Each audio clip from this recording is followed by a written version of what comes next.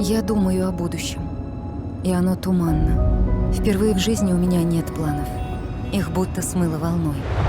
Во время изоляции я прошла все стадии принятия неизбежного. И, наконец, поняла, жизнь никогда не будет прежней.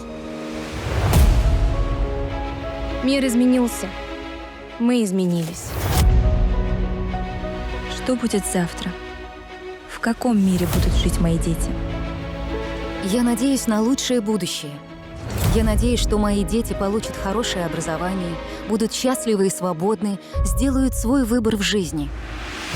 Но мне мало надежды. Я хочу больше.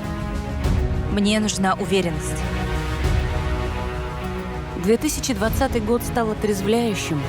Стало ясно, как важно здоровье, крыша над головой и уверенность в будущем.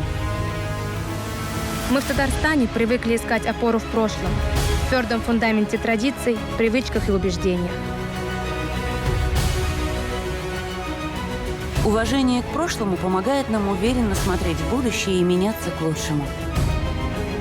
Зависит ли что-нибудь от нас? Да. Да.